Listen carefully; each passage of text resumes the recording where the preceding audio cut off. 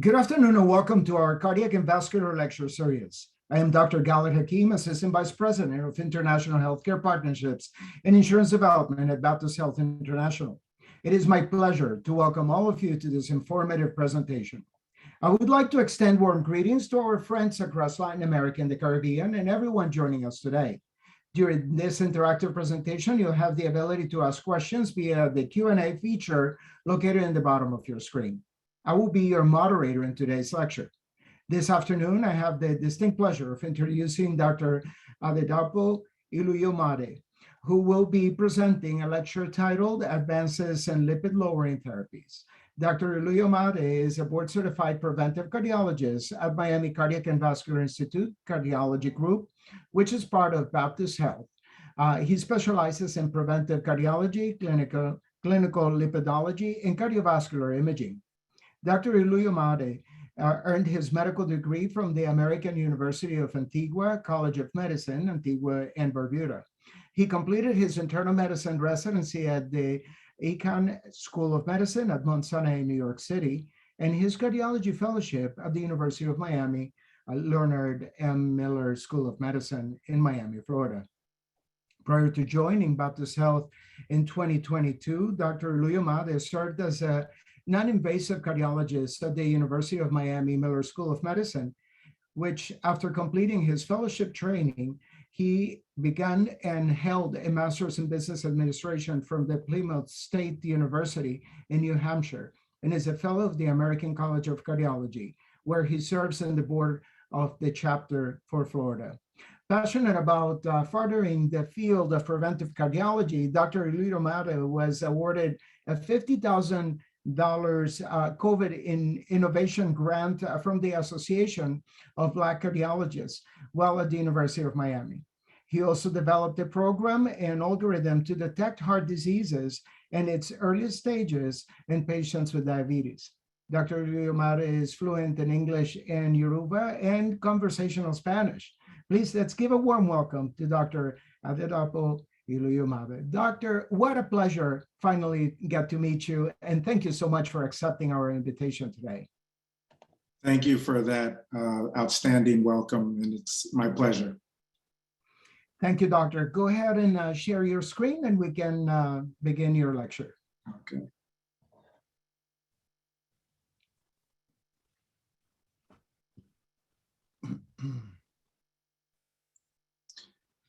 Okay, so good afternoon or good evening, everyone. It's my pleasure to be speaking with you all today about a few updates in lipid-lowering pharmaceuticals or drugs. And this is a topic that many of us deal with every day. Me personally, as a preventive cardiologist, these are advances or updates that are really pushing our field further and are exciting times. So first we'll go over briefly cholesterol metabolism, then touch on the lipid guidelines, which really dictate how we use our lipid lowering medications. Then we'll talk about a few updates in each of these classes of medication: statins, PCSK9s, and small interfering RNAs.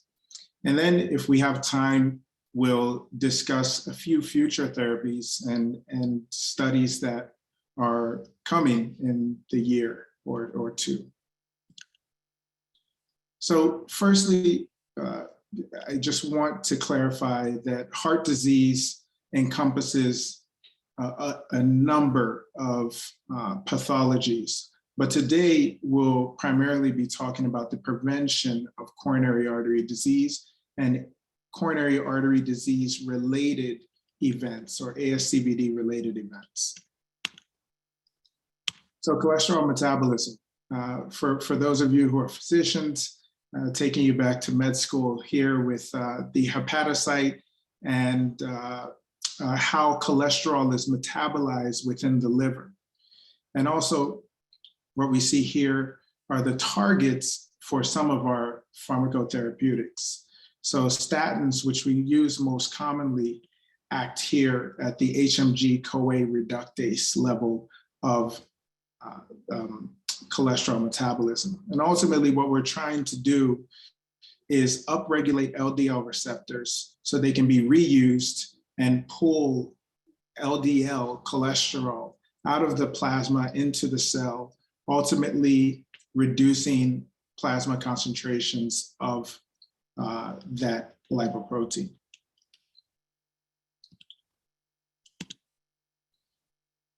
To touch a bit on the lipid guidelines, these are the groups that we are going to be discussing today, or these are the groups that our medications are targeting. And so for primary prevention, we're really looking at patients who are at least borderline risk and mostly intermediate to high risk, as well as those with diabetes, as you can see in the top right corner. So this is an intermediate to high risk group when we're talking about primary prevention, which is people who have not yet experienced a heart attack, stroke, or acute limb ischemia event. For our secondary prevention population, these are people with known coronary artery disease or peripheral arterial disease or history of stroke. We use medications earlier and at higher doses.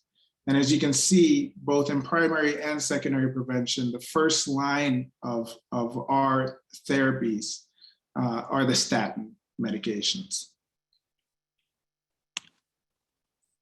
So let's talk about updates in statins. Currently, there are 8 commercially available FDA-approved statin drugs on the market, dating back to lovastatin in 1987, not too long after I was born. So these have been on the market for quite some time. And they've been really responsible for a lot of the reduction in cardiovascular death that we've been able to experience over the past 20, 30 years.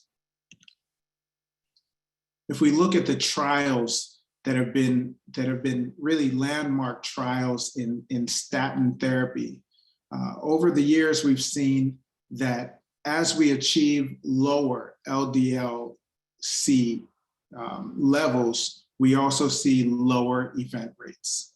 And this has been what has driven the guidelines. This has driven our preventive care. And so as we move to the left, we also see event rates move down. Additionally, we know that statin treatment really reduces or increases your event-free survival. And these curves diverge very early on, about a year. Typically, we say 2.5 years of statin therapy is what's needed to really achieve a benefit.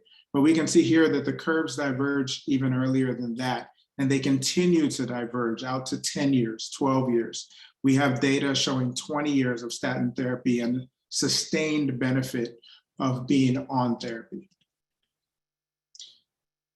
So the first group that I want to discuss is, or the first kind of update with statin therapy is in the elderly population. This is this group, if we go back to our primary prevention guidelines,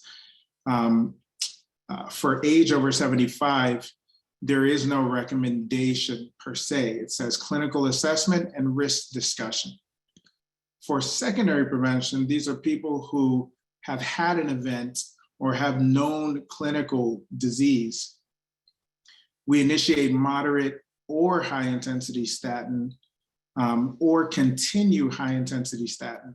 And these are both class 2 recommendations. So this is reasonable. It's not a class 1 recommendation. And so some of the challenges we face some of the challenges we face in treating elderly patients with statins is that there are a lack of randomized controlled trials in this population.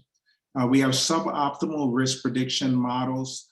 Some are being developed now that may help with this, but oftentimes the 75 and over population is left out. If we look at our 10-year ASCVD risk calculator, it really is only applicable to people between the ages of 40 to 75. So what do we do with the over 75 population?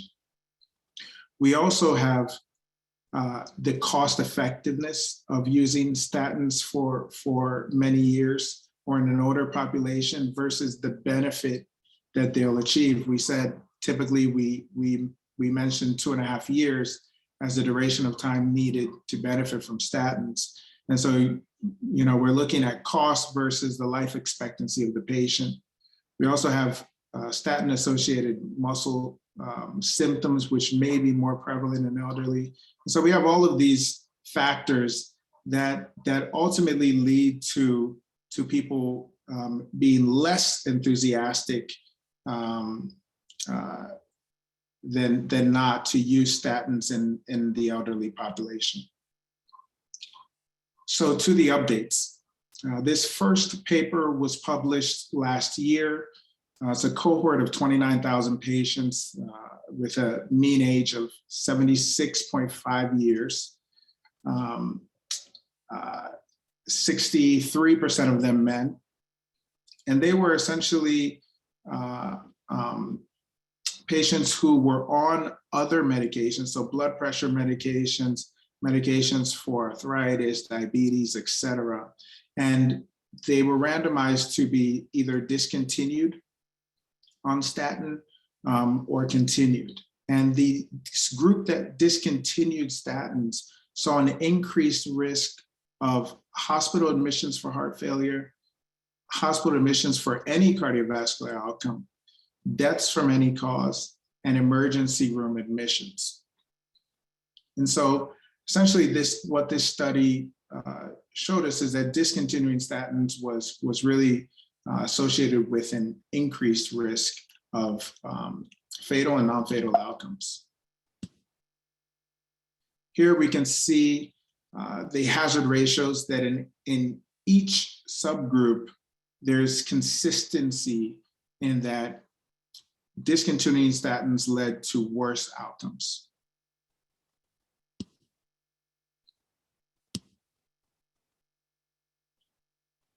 Here we look at some more of the raw data, looking at all-cause mortality in statin users versus non-statin users, cardiovascular death, the ASCVD composite, all favoring continuing statin use. So what about initiating statins in the, I skipped a slide there. So what about initiating statins or using statins in the primary prevention group? So these are people who are mostly healthy from a cardiovascular standpoint, who don't have atherosclerotic cardiovascular disease. And the VA, the US VA, did a retrospective study looking at over 300,000 veterans with an average age of 81 years of age, all without any clinical atherosclerotic cardiovascular disease. And they initiated statins and followed them for about 7 years. In the statin users, there were less events and less mortality and less ASCVD related events. So I think the biggest takeaway from this was that even at an average age of 81 years, we saw a benefit, an all-cause mortality benefit of statins over non-use of statins in a primary prevention group, which is really the largest study and the most convincing data that we've had in this population to date. So we can see here the all-cause mortality numbers. So statins in pregnancy is another controversial issue. And for as long as I can remember, we've essentially been discontinuing statins in pregnancy. There was a theoretical risk of birth defects, There was a question of the role of cholesterol in the development of the embryo. And so what I would recommend my patients, as recently as, just last year, is to discontinue the statin and wait until after you're pregnant and after you're finished breastfeeding to resume the statin. Now, when we look at patients who have familial hypercholesterolemia or patients who have known atherosclerotic disease or who have had events, discontinuing statins for an average of about 13 months when you include the conception time, carrying the baby, delivering, and then breastfeeding. It can be even longer than that. And their risk is significantly elevated during that time. And so in December, there was a study published in JAMA, which was a cohort of 469 women who used statins during pregnancy and saw that there was no associated increased risk of congenital anomalies after adjusting for a number of factors. And they did note that there may have been an increased risk of preterm birth or low birth weight. But what this led to was the FDA actually removing the most strict, rebuke of statins for use in pregnancy. So I believe it had an X rating and now it's a C, which means you discuss with the patient the risks and benefits. And in those higher risk patients, it may be beneficial to use statins, which is something that we were never able to do before. This is another study that was published last year, looking at 1,000 women in their third trimester who were started on pravastatin and were followed up to 6 weeks after delivery. And there were no differences between the groups in maternal or neonatal outcomes. And so pravastatin in this study really proved to be safe in pregnant women, at least in the second or third trimester.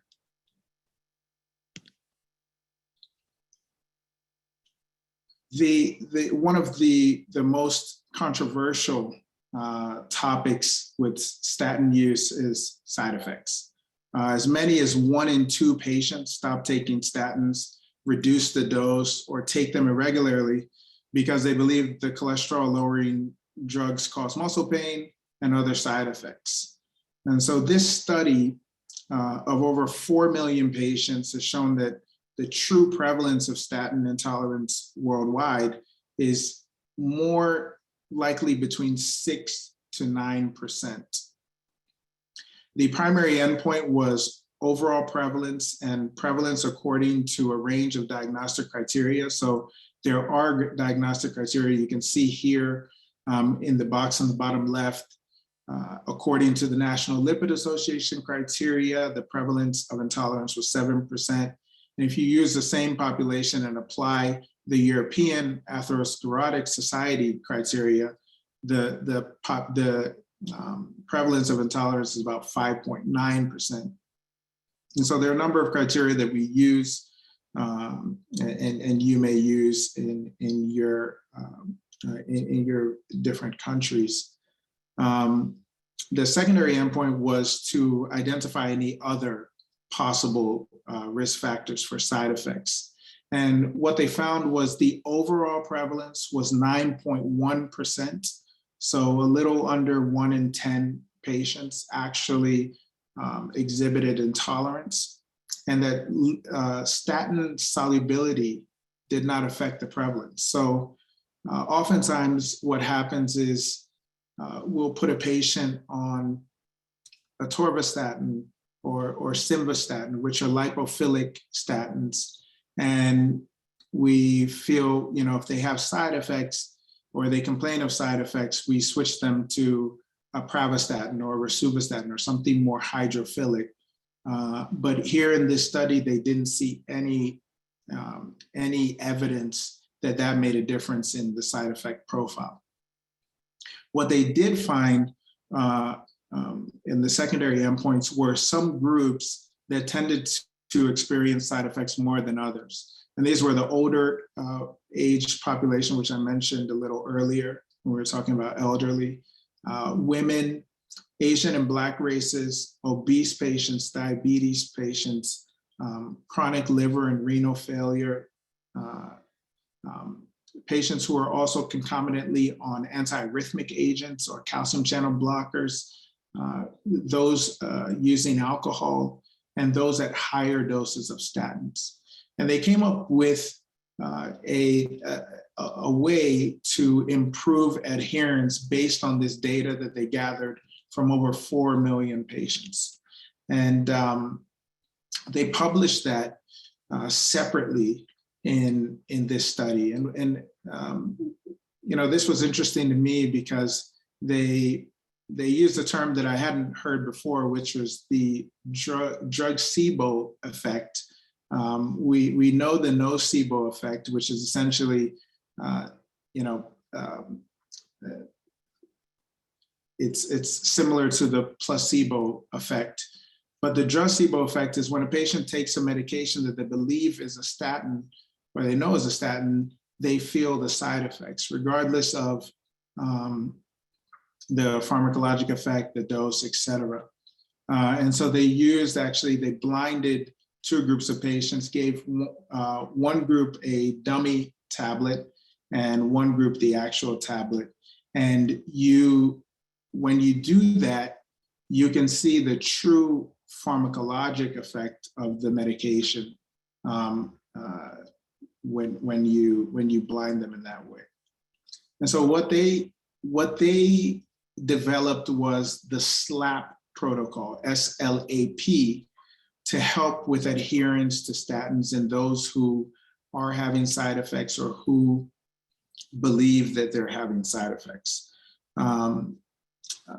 The first step is to switch the statin to a different statin.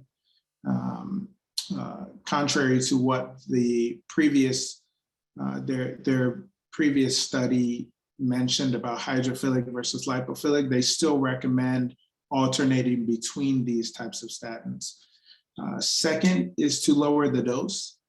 Third is to consider alternate day dosing. So there's data that shows that every other day dosing does not change the efficacy of statins, meaning the LDL reduction in people who take daily statins versus every other day statins is not significantly different. They actually suggested even going to every 3rd day if a patient doesn't tolerate the every other day statin. And then consider non-statin therapies. Ezetimibe or Zetia is one that they recommended. We have a number of other non-statins on the market now, bempedoic acid, we have PCSK9s, we have Inclisaran, et cetera, that are non-statin therapies that patients may tolerate better. So that's the SLAP algorithm, and I think it's very useful in the day-to-day practice. So let's talk about updates in PCSK9s. I'll quickly go through these. So PCSK9s, for one, are not indicated in primary prevention. So we are going to skip this slide. There are situations, statin intolerance, or in a patient who has familial hypercholesterolemia, for instance, or in patients with familial hypercholesterolemia where you can't get the LDL-C low enough, you may use them in primary prevention. But other than that group, we don't think about PCSK9s in primary prevention. We move to this chart, our secondary prevention chart, and this is the group that we're talking about. So right after high intensity or maximally tolerated statins, we're looking at considering PCSK9 additions. And these have been, hot on the market for a number of years. And we have new data showing, one, this study just published and presented at the American College of Cardiology conference just last month, showing that when alirocumab is added to high-intensity statins soon after an acute MI, the reduction in atheroma volume is doubled at 1 year compared with placebo. So this is a placebo, a randomized controlled trial. While there were other signs of plaque stabilization, such as the fibrous cap thickness, which was increased, and also that was significant and substantially improved at 1 year. In this population, we can see this was the bi-weekly subcutaneous injection with alirocumab. And there were 300 acute MI patients. They were randomized to 150 milligrams versus placebo. And this was within 24 hours after urgent PCI. And all of these patients, which is important, all of these patients were on at least 20 milligrams of rosuvastatin, Crestor. So this is in addition to a statin, a high intensity statin, the addition of alirocumab. And what they saw was a 2.1% reduction among those randomized to alirocumab versus 0.9 in the placebo group. So about a doubling of the percent change in atheroma, which is something that other trials have suggested, observational studies have looked at. This is a randomized controlled trial in Europe showing plaque regression, which is really an incredible achievement for this class of medication and this drug in particular. The other update in PCSK9 is with Lp(a). And so, Lp(a) has been on the minds and the hearts of preventive cardiologists for a number of years now. We check it, we see the numbers, but we don't have any therapies that target Lp(a), and we don't have any outcomes trials that really prove that lowering Lp(a) leads to better outcomes. And so this was a very interesting study, which also looked at alirocumab, and the conclusion of the study essentially was that baseline lipoprotein A and corrected LDL-C levels and their reductions by alirocumab predicted the risk of MACE after a recent ACS event. And so lowering the Lp(a) with alirocumab was an independent contributor to MACE reduction, which suggests that maybe lipoprotein A, as other studies have suggested, should be an independent treatment target after someone has a heart attack or after an ACS event. And so we typically see about a 25% reduction in Lp(a) with PCSK9s and alirocumab. A newer class of medication, which I'll discuss briefly, is the small interfering RNA.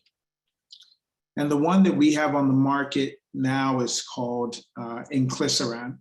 And how does it work? Essentially, it blocks the PCSK9 mRNA within the cell. PCSK9, when left uninhibited, leads to the degradation of LDL-C receptors. And we need LDL-C receptors to pull LDL into the cell and out of the blood. And this is, I discussed earlier with the cholesterol metabolism. A lot of what our therapies do is upregulate LDL-C receptors. And so PCSK9s work so well because they block the PCSK9 gene, which reduces LDL-C receptors. So Inclisaran also does that in an indirect way. And what the Orion 9, 10, and 11 trials showed is that Inclisaran was efficacious. And that's the first step in bringing a drug to the market is, does it work? And so there was a 50% reduction, 51% reduction in LDL-C with Inclisaran in the US, and 45.8% reduction in the European and South African trials. And when we went out to 510 days, we saw a sustained reduction in the LDL-C of 52% from baseline and 50% from baseline in Europe. So it works. Now, is it safe to use? So this update came out last year where they looked at, basically did a safety analysis.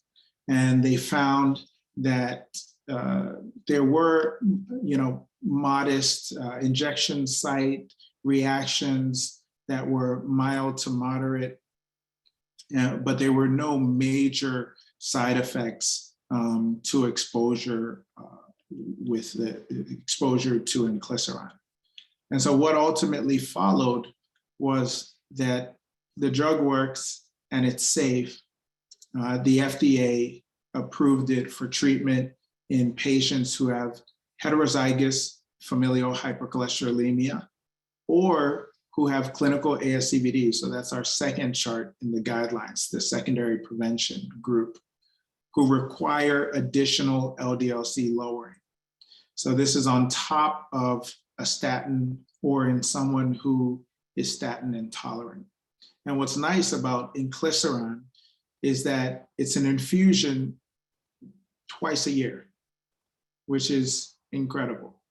For many patients who experience side effects with statins, it works in a completely different location and in a completely different fashion. So they don't experience the myopathy, et cetera. There are no associated liver, there's no liver injury or inflammation associated with this medication. And they come into a center twice a year and get the infusion, and they can reduce their LDL by greater than 50%. So really, really an amazing option for patients, especially those higher risk patients, the FH and clinical ASCVD group. And so what about future therapies? So we have a number of future therapies. Here we'll look at those targeting Lp(a). And we see the ones that are existing and the Lp(a) reduction that we can expect from those medications, including Inclisaran, which we just spoke about. The Orion trial showed about a 20% reduction in Lp(a). But on the cusp of the field are two medications, pelacarsen and olpasiran, which reduce Lp(a) by 80 and 90% respectively. So these are specifically targeting Lp(a) as an independent marker for cardiovascular events. And yet, despite us not having outcomes data yet, we do have efficacy data, and they work. So the trial that was just presented, I believe also at the American College of Cardiology, showed that the drug was efficacious at the 80 milligram dose. And we'll wait for the outcomes data, the safety data and the outcomes data to see whether it, one, gets FDA approved, and two, if Lp(a) targeted therapies make their way into our guidelines. And so this is something that the cardiology world, especially the preventive cardiology world and lipid world, has been waiting for a while. The trial is called Horizon, and hopefully that data will be presented later this year, and we'll all get a chance to see if this theory really pans out. Another targeted therapy is vupanorsen, and this was presented at ACC last month. The trial is named Translate TIMI 70, and basically what they're looking at is an antisense oligonucleotide that targets the non-HDL-C. If you've ever gotten a lipid panel, there are many lipidologists that believe that instead of targeting the LDL, which is a calculated number, and there are many, there are many possible errors in calculation. If someone has a high triglyceride count, your calculations in your lab may be off, or you may get a result that just says cannot calculate LDL. And that we should be really focusing on the non-HDL number and whether or not that will lead to better outcomes. And so they performed this trial, and currently they're looking at safety and outcomes, but it did result in an efficacious drop in non-HDL in 260 adults who all had non-HDLs greater than 100. Triglycerides were above 150, and they were all on a statin. And they were tried at the different doses of the subcutaneous injection. So this is an injection similar to PCSK9s.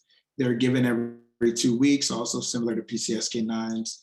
And really the goal of this trial was to assess the effect of escalating doses on the non-HDL cholesterol. And we'll be looking forward to the safety data shortly. And that is all for now. I hope you all enjoyed it, and I look forward to taking some of your questions. Thank you so very much for this incredible presentation. I have no idea how you keep all this information in your mind. It is mind-boggling. The fact of the matter is that statins have definitely evolved in the past 10 years to what we have now and what you have talked about. And one of the biggest challenges we have had is perhaps the misconception that statins are perhaps detrimental to your health.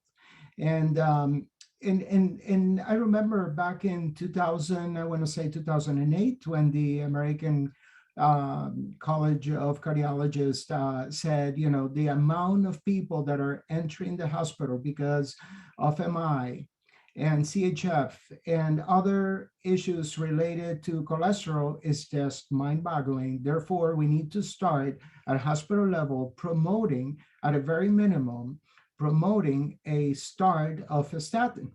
So that was somewhat controversial, because obviously now the patient comes to the emergency room already in crisis and with a history of high cholesterol. And it was given a choice, you know, listen, you need to start on cholesterol. And then the patient will say, listen, doctor, I heard that cholesterol is bad for you. It can give you liver damage, GI issues, perhaps increase my risk for diabetes, and so on and so forth. So that has been somewhat of a cloud hanging over cardiologists' office consistently.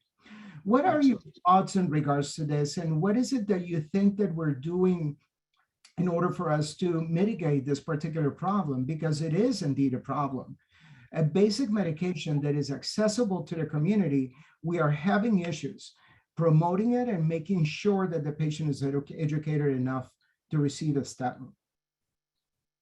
Yeah, that's a phenomenal question. And you know, honestly, one of the toughest challenges that we face as a medical community, I wouldn't even say as cardiologists, because it really starts in the primary care office, where they're facing challenges. And then we see, you know, we may see the patient after to look at non-statin therapies. But I think, you know, number one is really combating misinformation. There's a wealth of misinformation from very vocal spokespeople online. Information is very readily available on social media. And we saw this with the COVID-19 pandemic, where we, as a medical community, are battling against misinformation on that standpoint. But I think strategies really for promoting this is really getting the data out there to the people. I think the data circulates within medical circles, within physicians, and it never makes its way to the patient. So for instance, you know, the last publicly, I guess, promoted data on statins and dementia was that statins actually lead to maybe some dementia or cognitive impairment. But since then, there have been a number of papers that have come out showing that maybe the opposite is actually true, and that there's a reduced risk of dementia. If we can think, you know, many of our patients develop vascular dementia from small mini strokes or plaque progression in their arteries, in their neck and in their brain, and develop dementia from a vascular problem, and statins prevent that. And so there are meta-analyses and a number of studies showing that improves. So I think getting the data out there, the pregnancy data, the data in elderly patients, data with side effects, I think is the most compelling. And you know, it's hard to get the message across that you know, your muscle aches may not be due to the statin. But I think it is important to know the information and to convey it to patients. Hey, 1 in 11 people has a side effect before they take the medication. I think another important thing that we can do as a medical community is really stressing the importance and the benefit of the statins. You know, this is not a cholesterol medication. This is a medication that's going to reduce your risk of having a heart attack or stroke or dying in the future. And so, you know, really stressing that this is the front line of prevention, and to give it a try. And you know, if you know, ultimately the patient has the right to refuse, and it's our job to give all the information that we can. But I think public getting out there and speaking and disseminating correct information, and also stressing the importance of the statins to our patients is important. I completely agree with you, Dr. Iluyomade. And you know, it is mind-boggling. Sometimes you have the patient in front of you. What a great opportunity. The family practice doctor or the internist or the PCP to actually put the fear of God under their skin. Why not? Say, listen, we still have a huge statistical number here of deaths related to these particular cardiac conditions, and these are preventable, as you stated. Yeah. So a lot of work needs to be done, I agree. Yeah, a number one cause of death in our country in men and women. And another thing that I've used and may be helpful is the CT calcium score. Right. Sometimes, you know, someone is a lot more willing to use a statin when they know that there's plaque present in their coronary arteries. And also it's helpful for us. Maybe the calcium score is 0, although we calculated that they may be an intermediate risk. And so we don't need to use a statin. So I think the calcium score, I utilize it in the vast majority of my patients to help me with my decision making, and also to help the patient and help me really relay that information to the patient and convey the importance of statins. I agree with you, doctor. And it will be a moment in time, hopefully, that our patients tend to understand that you don't necessarily have to be diagnosed with cancer to be alarmed. This is in your hands. Your prevention is in your hands. You don't have symptoms right now. Your cholesterol is high. Look, let's do something about it. And this is a simple pill to take. We have 2 questions in the panel, and it says, Alvaro is asking, what about multiple endocrine pathology patients? Example, adrenal insufficiency and obesity. And the question is, I think it's related to the use of statins in this particular group of patients. I believe. I want to assume, since it's a statin conversation. Yeah, so I think when we there's certain groups of patients where we exercise caution in initiating statins, and honestly, what I do is that if I'm not sure about whether a statin can be initiated, and not just in these endocrinopathies, but also in patients who, I have patients who have had liver transplants, or who have chronic liver disease, I'll reach out to their endocrinologist or to their hepatologist and ask, hey, what do you think about me starting a statin? And what do you think about the dose? And oftentimes, even the nephrologist sometimes will say, hey, our chronic kidney disease patients are some of our highest risk patients. And, they're okay with a little bit of rosuvastatin, and, maybe it's 5 milligrams, maybe it's 10 milligrams. So I think consulting a specialist is important. Statins can give you a modest increase in hemoglobin A1C, and that has been noted. It's not as if someone is going to go from 5.7 to 6.7. It's a modest increase, and you have to weigh that with the benefit that you're getting.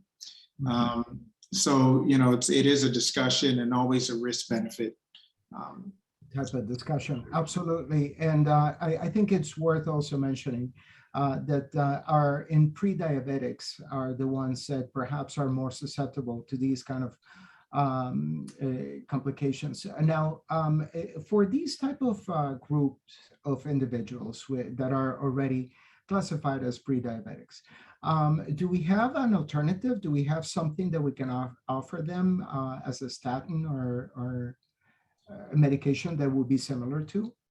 Yeah, so oftentimes, the pre-diabetics with metabolic syndrome, et cetera, depending on, really it's a case-by-case basis, but depending on the patient, I've used off-label, so just disclaimer, this is off-label, and there are studies looking at this now, but using ezetimibe as an option in that group.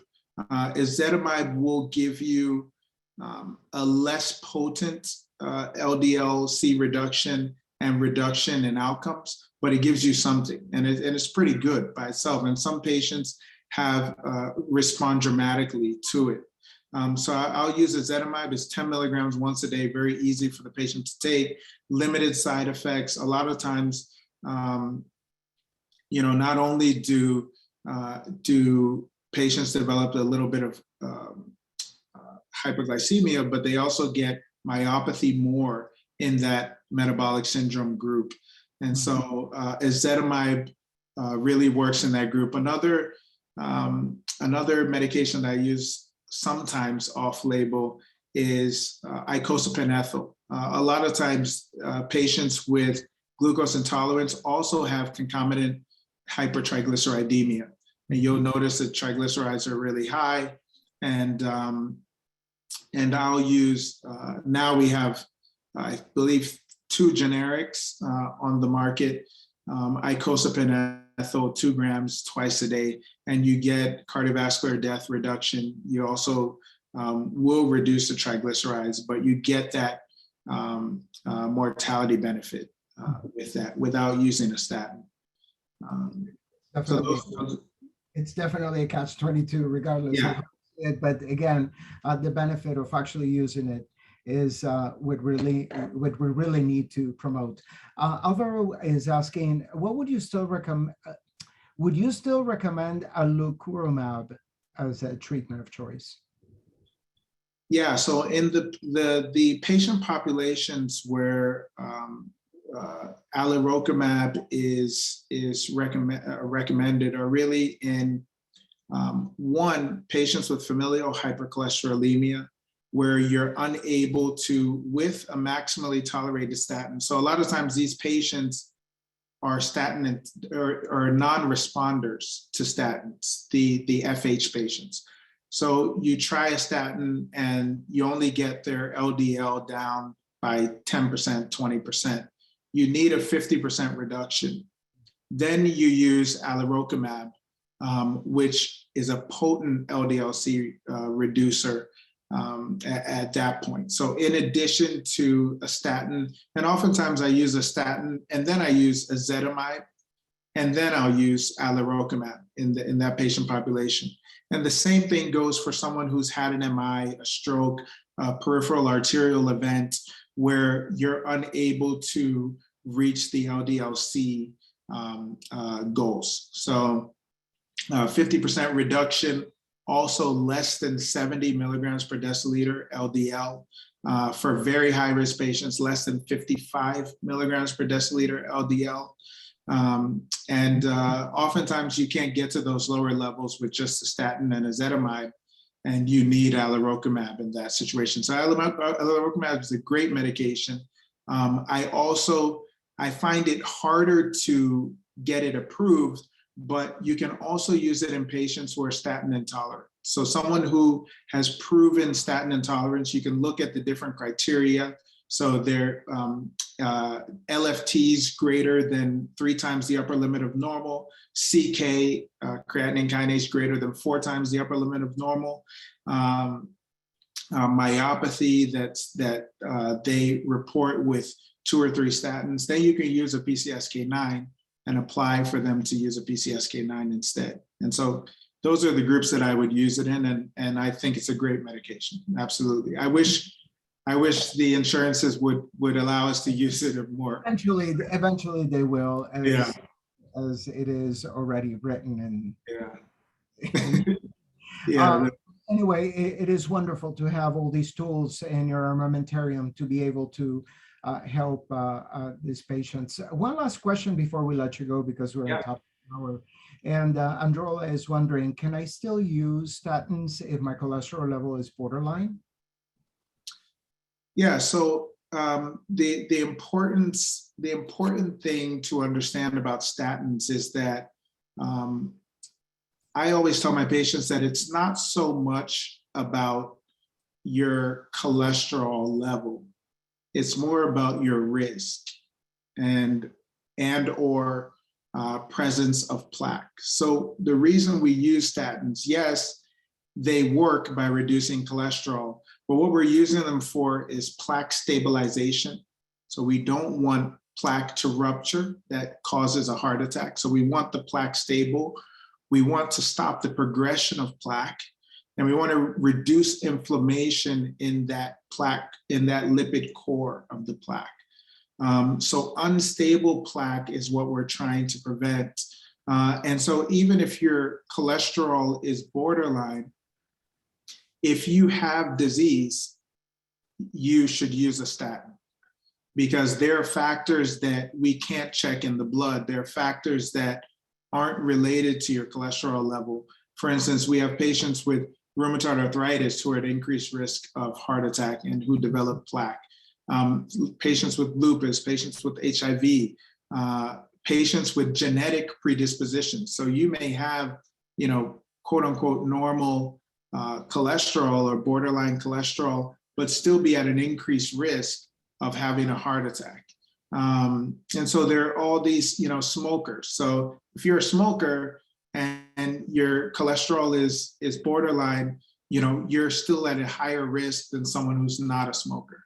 And so it's more about risk and plaque than anything else. If your cholesterol is high and you never develop plaque, then we do not treat your cholesterol just because it's high.